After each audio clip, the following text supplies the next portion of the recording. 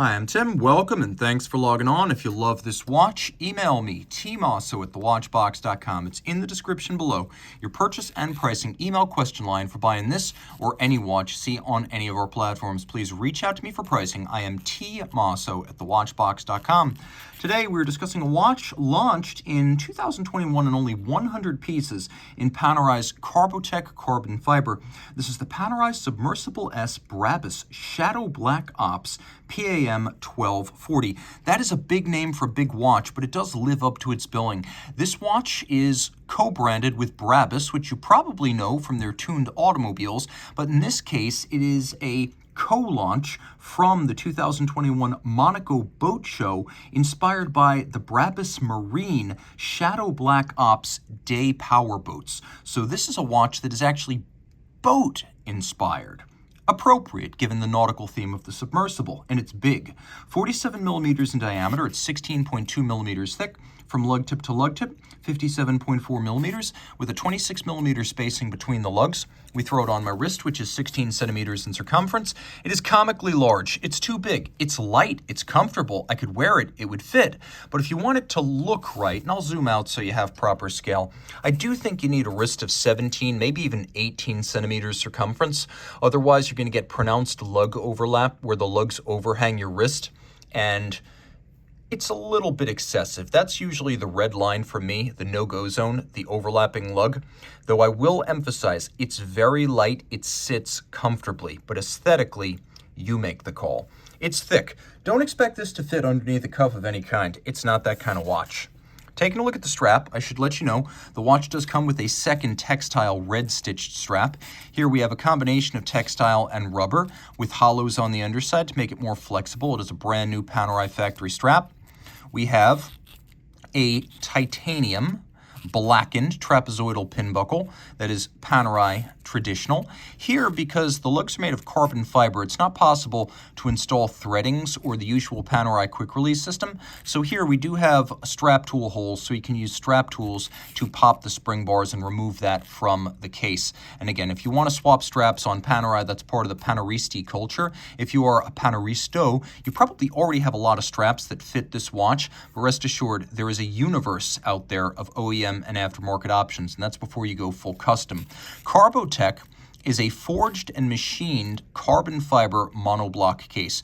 So you could see no two are going to be exactly alike, and you could see the layers of the carbon fabric. Carbon and resin, that's what makes carbon fiber. It's lightweight, it does a great job of hiding scratches, it is hypoallergenic, and just to be careful, on the reverse side, the metal hardware, that too is hypoallergenic, as it is titanium.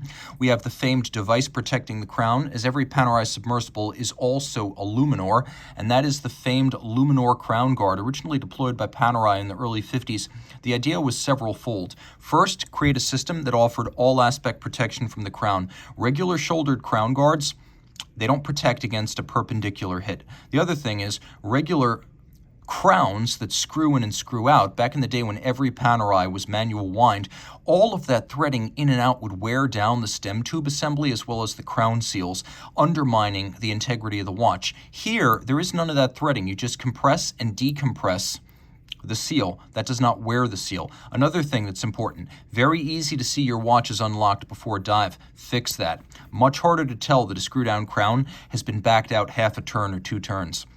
So less danger of accidental drowning. Another thing, it's easy to pry that crown up and then manipulate when you have gloved hands. So you just pry the lever up, and now it's easy for me to operate the setting functions. Even if my hands are wet, sweaty, or gloved, if you screw down a crown on a conventional dive watch, you're going to find it can be very tight and difficult to manipulate if you need to do so after you've already gotten your hands wet or put on gloves. Here, it's not a problem. And of course, iconic design. You know this is a Panerai, you know this is a Luminor. That might be the single most iconic design element of any sports watch ever made.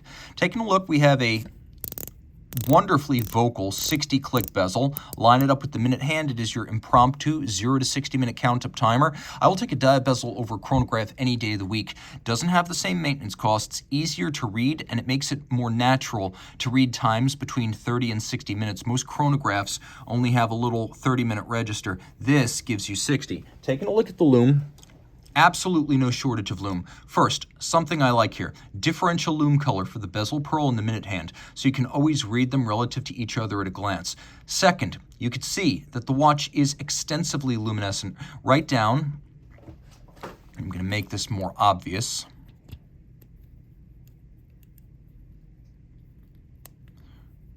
to the second time zone. So you can see the second time zone is also visible. You know your watch is running because the seconds hand is loomed. Every dive watch should have a loomed seconds hand so you know it's still operating. Now, not only can I see that second time zone, I have this little AM/PM guide over at 9 o'clock that's coaxial with the seconds hand, and that will let me know whether I'm looking at, for example, 6 a.m. or 6 p.m. with that secondary 12-hour hand. The fact that that hour hand is a 12-hour means I can superimpose these hands if I don't need the second time zone, so I can really clean up the dial. I have Brabus colors here, red, gray, black, all subdued. You can see a lot of the elements of the underlying caliber 4000 base. This is actually caliber 4001S. And if you look carefully, you can see that there's a second sapphire underneath the grill that sits atop the dial. So we have this skeletonized dial, and we can see elements like the escapement and the balance and the coil of the mainspring and the setting mechanisms and the motion works that drives the hand. But we can also see that there's a glossy sapphire on which all of this sits. Now there's a Brabus with radial solarization, the Brabus logo right there. You'll see that on Brabus cars, you'll see that on Brabus boats. Both now exist. And of course, as the watch winds or you wind it manually, you will see the mainspring coiling up. The watch does feature hacking seconds, but take a look, it's more than just hacking seconds. It's 0 reset seconds. So when you stop the time, you 0 reset the seconds hand to 60, which makes it easier to set it against a reference time. We also have a subdued date.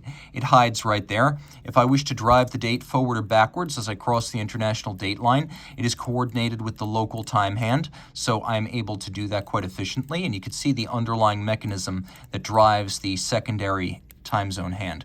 It is a dive watch. Remember, this is a watch that is 300-meter rating. And we have the optical polar date right there. That is the nomenclature for the date used on this watch. Part of the reason it is special is because it is itself a sapphire disc. If you look carefully, you could see that this sapphire disc rotates underneath the dial grill. Flipping it all over, this is based on the caliber 4000. 4001 includes a power reserve indicator.